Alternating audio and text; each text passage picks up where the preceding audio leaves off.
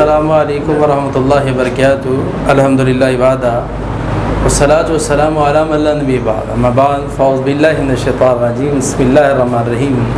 ناظرین، آج کا ٹاپک بڑا قیمتی اور اہم ہے، جو کہ ہمارے بہت ہی پیارے بھائی محمد اویس صاحب، جو کہ ہمارے اینکر بھی ہیں دارالوحی چینل پر، انہوں نے پروگرام دیا، بڑا قیمتی پروگرام۔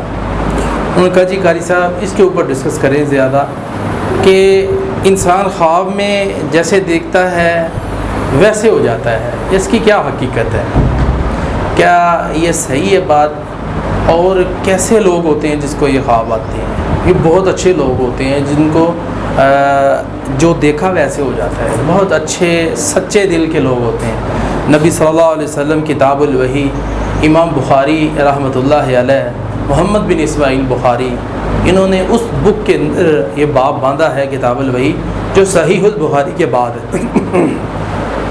اصح الکتب بعد کتاب اللہ، قرآن مجید کے بعد اس بک کا نام ہے وہ صحیح البخاری ہے۔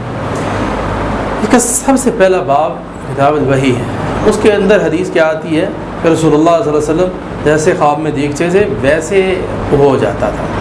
تو بڑے سچے لوگوں کو ایسے خواب آتے ہیں، تو یہ بالکل حقیقی بات ہوتی ہے کہ جس کو خواب آتا ہے ویسے ہو جاتا ہے، ایسے ہو جاتا ہے۔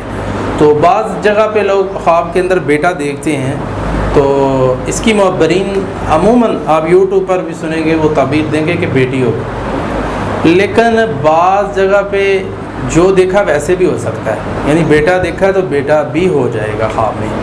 اور اسی طرح جیسے حضرت ابراہیم علیہ السلام نے خواب کے اندر کیا دیکھا کہ میں اپنے بیٹے کو ذبح کر رہا ہوں، تو بیٹے سے رائے لی، تو انہوں نے کہا ابا جی آپ کر دیں جو اللہ نے حکم دیا ہے۔ تو انہوں نے ریل زندگی کے اندر بھی اسماعیل علیہ السلام کو ویسے ہی لے جا کے وہ ذبح کرنے کی کوشش کی، تو آگے اللہ تعالیٰ نے پھر وہ مینڈا بھیج دیا۔ یہ لمبا قصہ ہے، تو اللہ تعالیٰ نیکی کی توفیق عطا۔